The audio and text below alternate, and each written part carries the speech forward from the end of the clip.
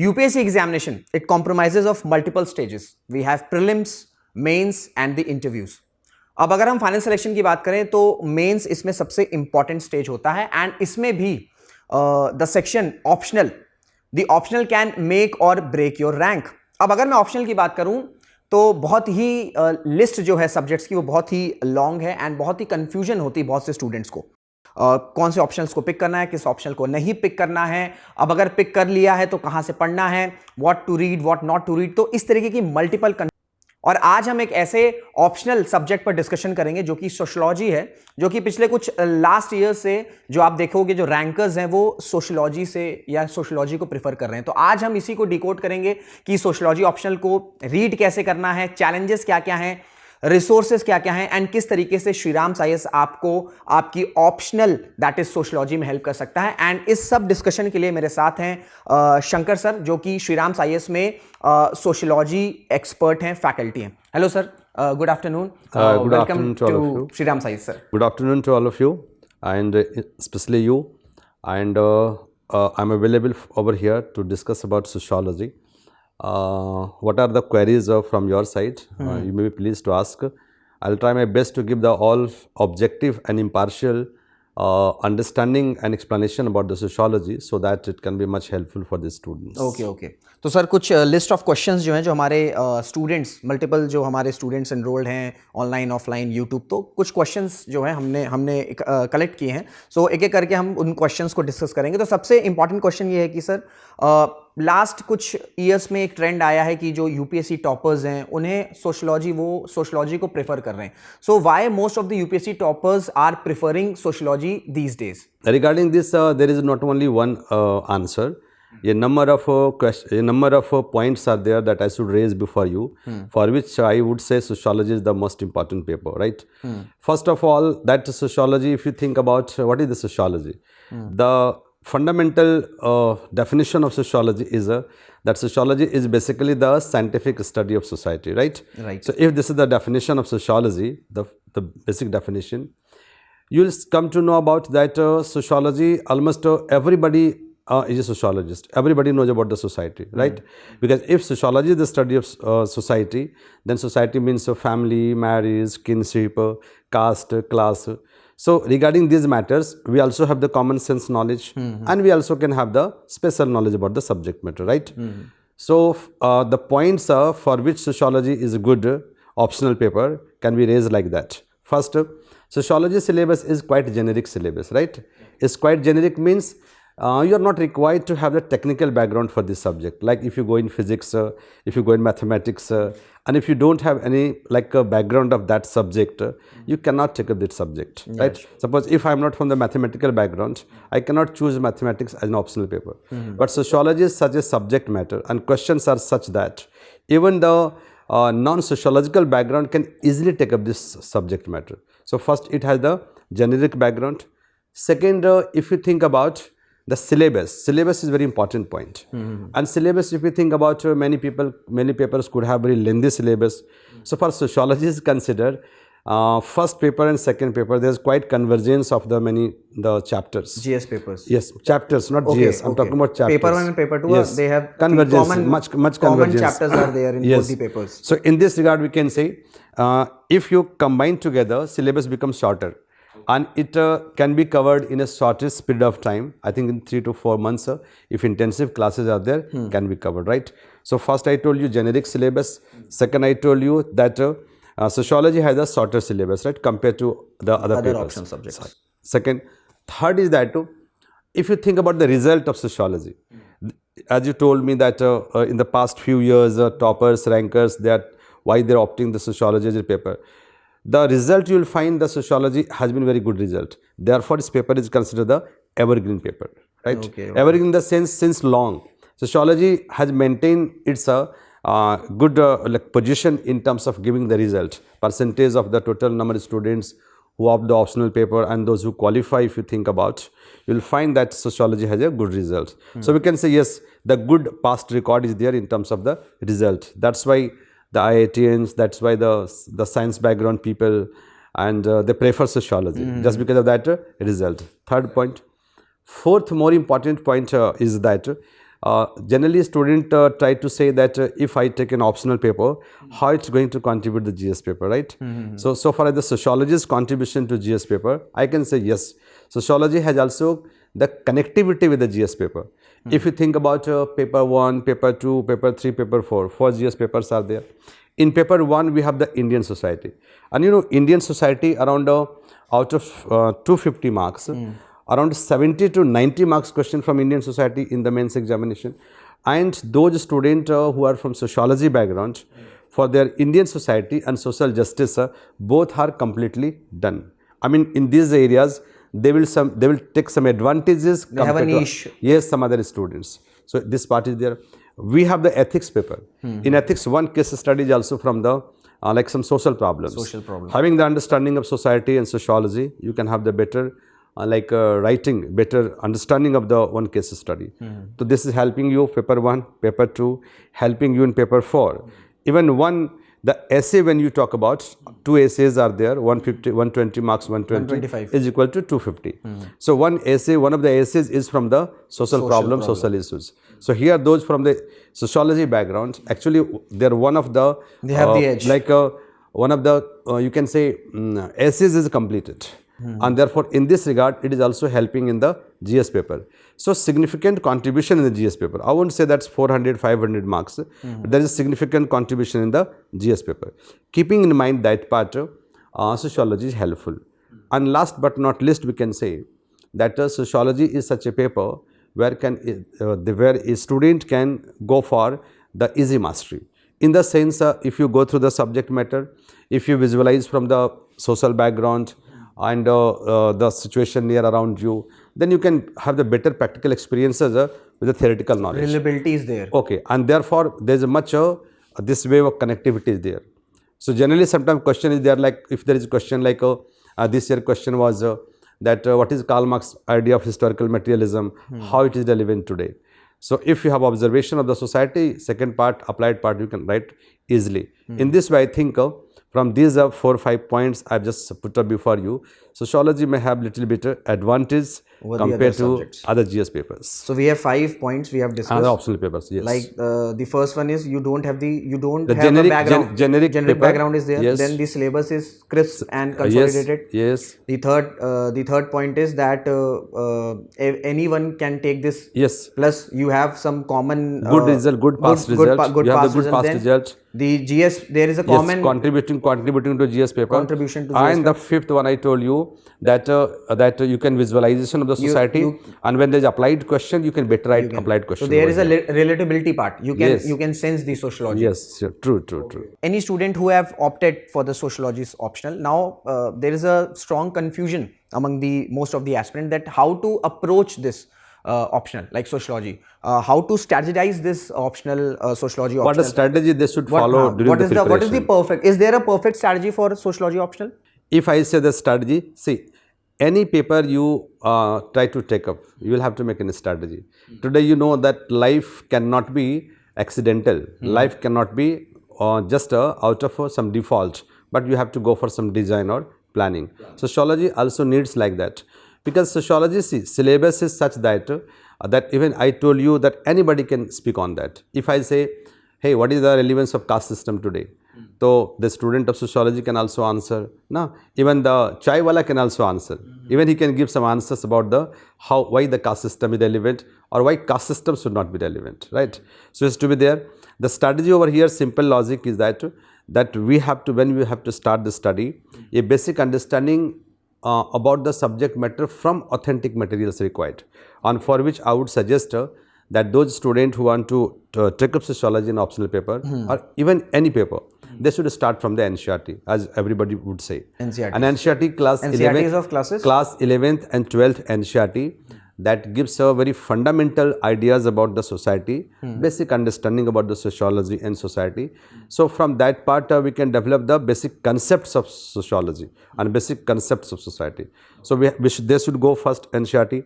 Thereafter I would say that they should go some reference materials, like in paper 1 there are some materials, paper 2 there are some materials, like the authentic books, like one of them is IGNOU materials also, like paper 1 the student should go for Harlamb's book, students should go for Ritzer's for thinkers part of book. And paper 2 also there are some materials like Ram Ahuja's book is there, like Yogendra Singh's book is there, like some other like M.N. Srinivas books is there. So first NCERT, second they should go for test books, right? Some fundamental test books are required. And when students they go through, they should first reading should be the basic knowledge gaining. Second reading when they go through, they should try to underline and try to note down, and notes making is there. And the third part is the revision. And whenever any paper they are going through, like paper 1, paper 2, generally paper 2 I am talking about, paper 2 is highly dynamic, right? It's related to the social issues, social problems, like 1 year that question. is more relevant or related with the Indian society. Indian society, yes, Indian society and current related, current issues, current social problems, whatever happening in our society. Like 1 year question was on what, just write on short notes on Me Too movement. There was a Me Too movement. There was a Me Too movement. In fact, 1 year question was media is the fourth pillar of government. No? So such questions are very common questions, but you have to apply your sociological perspective to write this one, because the common man answering these questions and the student of sociology answering these questions, there should be qualitative difference in the answer if you have to fetch more marks regarding the subject matter.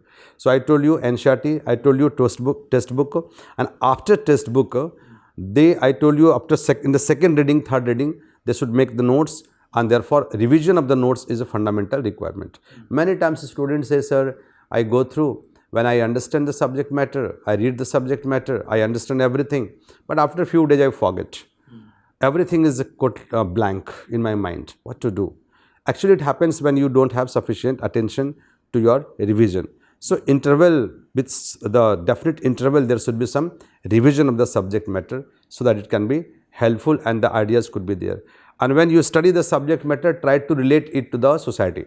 Like when we study Karl Marx, when we study Weber, when we study caste system, when we study religion, what is the relevance today? What are the problems related to the subject matter today? If you do that, then our static part is completed and our dynamic part is also completed. In this way, it will be there. Generally, students try to focus on the static part. They don't know how to relate with the dynamic part.